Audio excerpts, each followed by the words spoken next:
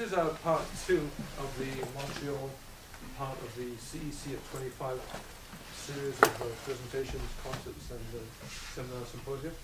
3 speakers will make up this afternoon.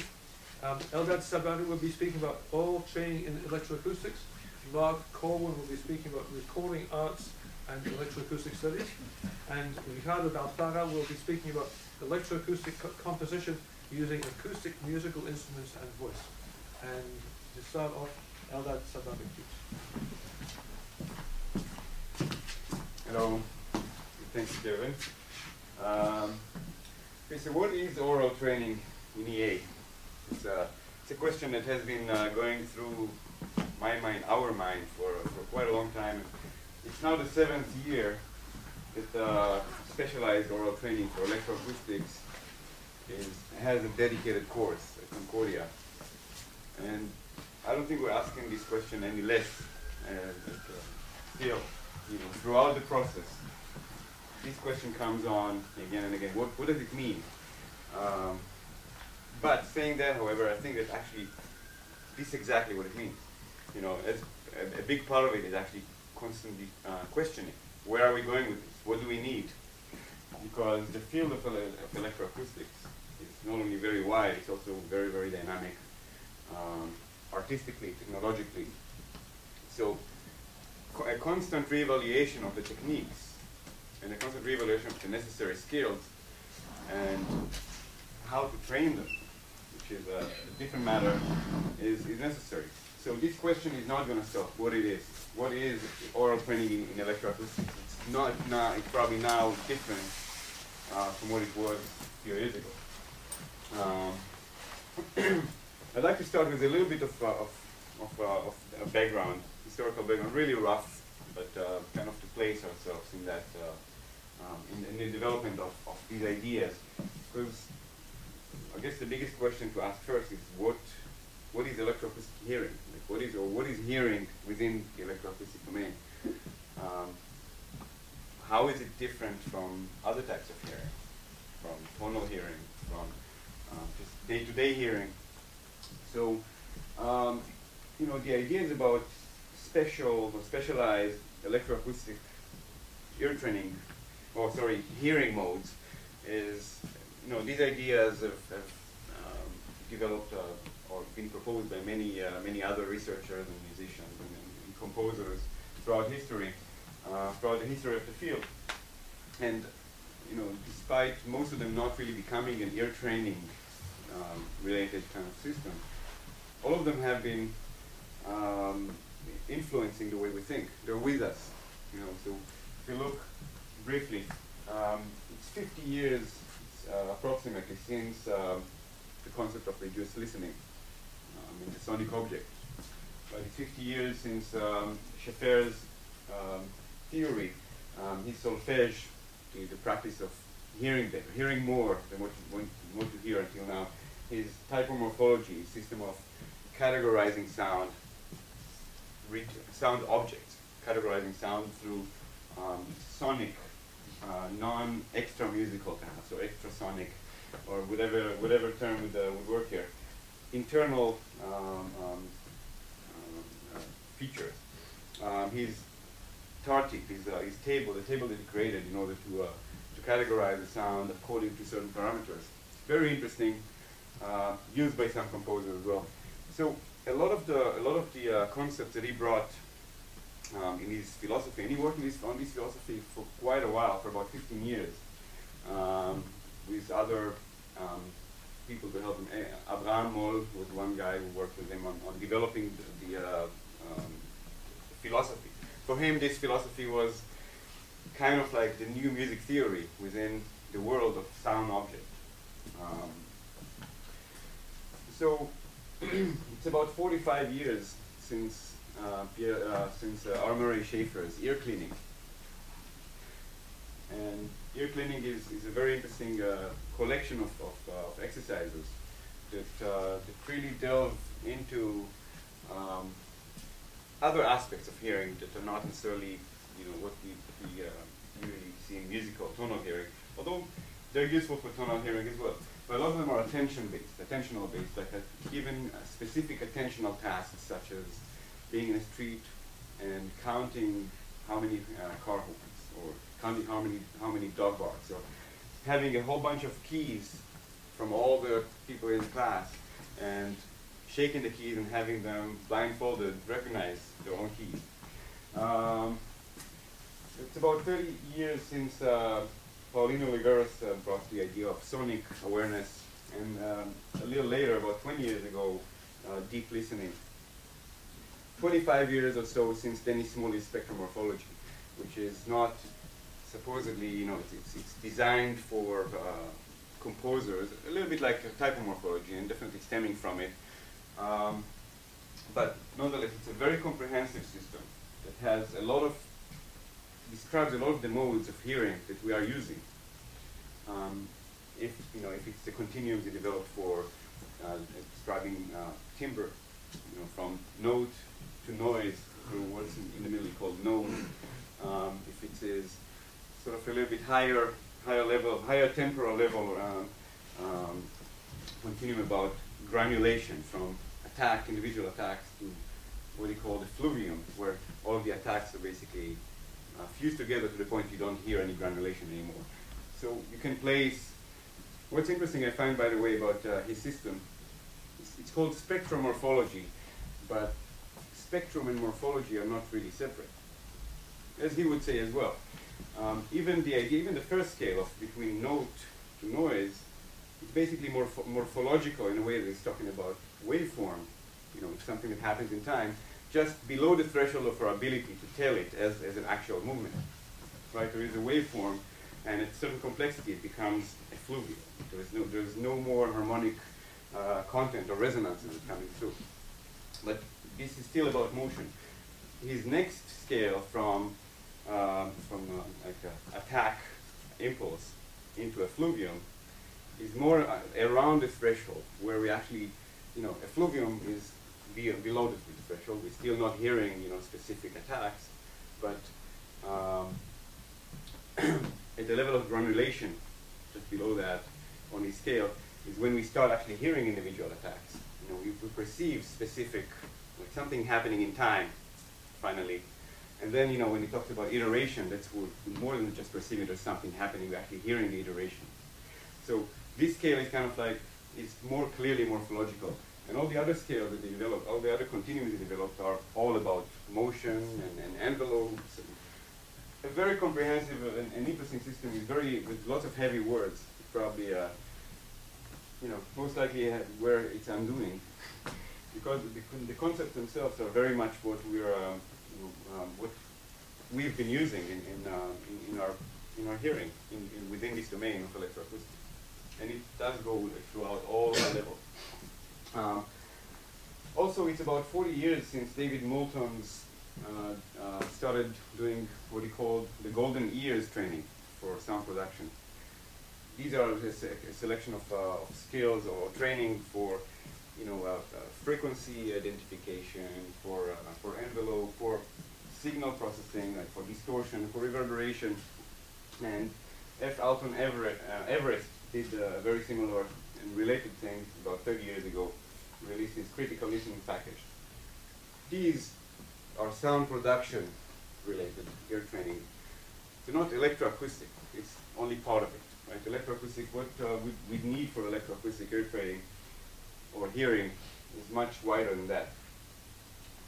And also, it's about 40 years since Kevin Austin realized that, in his words, ear training was broken, and that ear training should include studies with ring modulators and filters and all sorts of things. And the all sorts of things it has been constantly growing. He described it as psychoacoustic ear training, as something that's separate or different from language-based or tonal ear training. Okay, so all of that is kind of, is what we're doing here is definitely building from all of these thoughts, all of these ideas about what needs to be, or how are we hearing, and how do we need to or what kind of places or angles do we need to explore in sound when we're listening to or we're composing electroacoustic music. Okay, but this is not, this is sort of one aspect of the picture. There's also the other aspect of perception, studies of perception. And again, just a brief history of like where we are on that map. So it's about 150 years since Helmholtz famous book on the sensations of tone as a physiological basis for the theory of music, which dealt primarily with the acoustics and physics of perception, you know, including the acoustics of dissonance, for example, or the nature versus aesthetical choices in deciding on the tuning system, on the scales. Partials is something that you know, relating to timbre, like spectral profile is something that's relating to timbre, and also the application of Fourier analysis on sound. He brought forth. About 90 years ago, the Gestalt psychologists started exploring perception on the visual side, not auditory so much, and how the brain breaks stimuli into individual items, how it groups certain you know, parts of basically coming through our senses and groups them together and separates them from others. Basically the idea of streaming, as we know it later, in auditory perception. About 85 years ago, that's more or less when it's considered to be the beginning of modern psychoacoustical studies. 85 years ago, Weigel and Lane did a study on masking, and masking of one tone over another. How does it happen in our perception? How does one sound mask another? And of course, this is very much related to the opposite, to the study of segregation. Auditory scene analysis is kind of a late development. You know, if you compare it to the visual study, the visual perception studies, it's a much later thing. But it's about 50 or 60 years ago, actually, since the problem of the cocktail party effect was brought up. The idea that not only, you know, we can actually segregate, you know, we hear this in a big party, we can actually hear someone saying our name. Not only that, it can actually segregate that out of this big mess. We can then, you know, zoom in on that and actually just listen to that conversation on the other side of the room. The ability to have a choice in actually reorganizing the sound, you know, with a certain focus. So about 45 years ago, that's probably around the time where, you know, auditory psychophysicists realized that that our auditory system works very similarly to what the Gestalt psychologists found out about streaming and about breaking and reorganizing complex stimuli into groups, into packages. And it's about the same time that Albert Bregman began his studies into the phenomena. Basically auditory stream segregation, which was later termed streaming. So these studies have been going on since the 70s or late 60s even, and in 1987, it's the first time when he actually termed it as auditory scene analysis, taking it away from, you know, basically a machine vision. Scene analysis was a term for machine vision, computer vision. There was a big boom of studies in auditory scene analysis in music about 15 to 20 years ago, especially about streaming and polyphony. Okay, so with all that, let's see how we're doing this time. With all that, what is aural training in electroacoustics? This still doesn't tell us what it is. The way, you know, I've just looked basically to kind of what does it mean to train to begin with. And training is the acquisition of skills and competencies and related knowledge. So then I'd ask myself, what competencies, what skills, what knowledge? Competency is the ability or qualification to perform a certain job, or basically a group of tasks that have some kind of usefulness. And skill is the learner's ability to carry out a specific task efficiently. And efficiently is key in the idea of a skill. So we can figure out, you know, I can play a chord, and we can come to the piano and figure it out. Right? build it up, but that's not a skill. That's based on sort of you know, a combination of our knowledge of chords and of our ability to look for it, basically, right? But it's not something that you do other than time constraint. A skill is something that you can perform right away when it's necessary. And in music, definitely time constraint is part of the deal.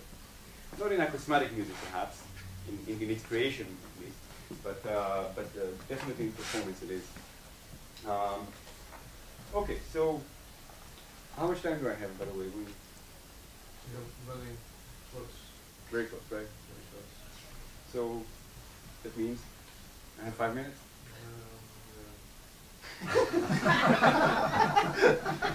I guess I have to improve my skill at keeping time. So, maybe you should study music. Okay, so in electroacoustic oral training, the nature of the practice, the competency is creative. Like the job you're trying to do is creation, performance, composition. The skill in electroacoustic air training has to do with sound organization, or at least that's a choice, and it very much relates to all of these other things that I've talked about. So segregation and integration, primarily, basically the ability to hear sound, to segregate it to the smallest pieces possible, and to put it all together in some kind of meaningful way.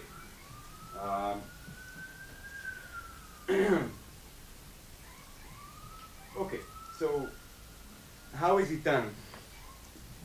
And for that I looked, we've been looking into auditory simulation studies as kind of something that guides us. But what does it mean? When I first came and started a course in electroacoustic ear training based on auditory scene analysis, I had no idea what this is. Okay, so there is auditory scene analysis, a study of perception, and now there is ear training.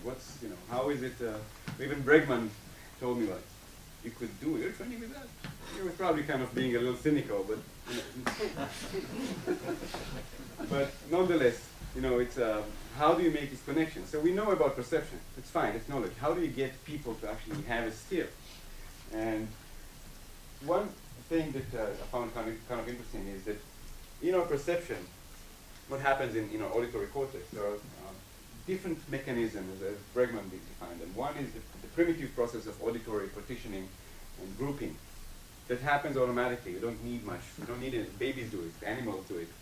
And that's basically just very simple segregation integration, just a grouping of the content that comes in, but also pattern recognition through a small, simple, not hierarchical, not complex, but simple pattern recognition happens there. But there's also a higher level of work that is done in the auditory cortex together with other parts of the brain, and that's what he called using schemas that relate to knowledge of familiar sound and structures. So you can think of that as more language-based, right? Something that has familiar structures and grammar and relationships. And in general, you could say that tonal music works more in that domain. Of course, it depends a lot on the first domain, it can't not go through, the first primitive process. But electroacoustic music, not that it completely isn't, completely outside of the second schema-based domain, but definitely is, it thrives on a very, very well-developed ability to hear in detail, and basically on the kind of like, it's kind of, it sounds funny, but it's on the primitive way of the ear, of the auditory cortex to work, but just refined. And of course, at higher level, yes, it needs those familiar structures and some kind of communication, but it's not, it doesn't depend on it. And these structures may actually be changing much, much faster. So, attention.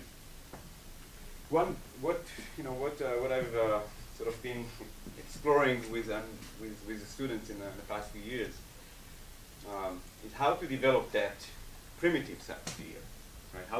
How do you work? Is it even possible to change that? Can you make somebody who didn't hear 0.1 dB differences actually hear it after? Is it possible to actually develop that? And a lot of studies in auditory sim analysis with brain mapping have shown, yes, there is attention has a very important part in improving, first of all, streaming. The ability to stream, basically segregate sound that happens simultaneously. With attention, you can stream better. Another one has been shown to succeed is that attention actually changes or improves MMN, or what's called mismatch negativity. It's basically what it's saying is, if you hear a certain pattern,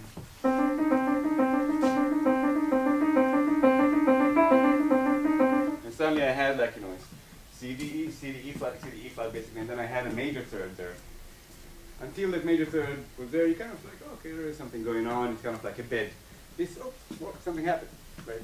And in the brain, it shows as a spike of like neural activity, right? So this is called mismatch negativity in brain studies and cognitive studies. And what's interesting is that it was shown that attention improves that, but not in a way that I'm asking you, okay, wait and hear when I actually make not in that way. I can actually ask you something like, please, draw the dynamic level. I wanted to draw a line if I'm playing loud, playing soft. I wanted to continuously draw the line of that. So you're listening to something else completely, but it will still improve the strength of that impulse when the mismatch negativity happens, when there's something that's some kind of a deviant from what you heard so far. So attention has been kind of like where everything basically I guess a good example is sound walks that I've been doing with the students.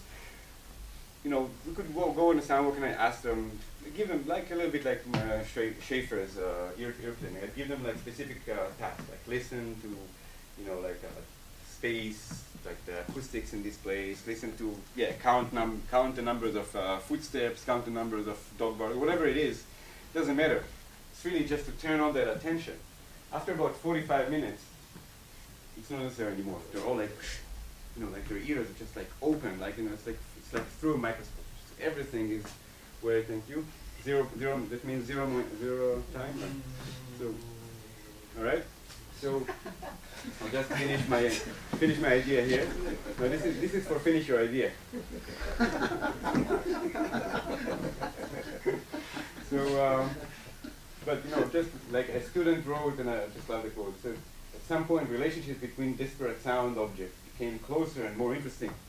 After that, just going through this process. So attention was sort of led them to the promised land of now hearing better. Okay, so I'm not finished, obviously, but it's not going to be finished anyway, because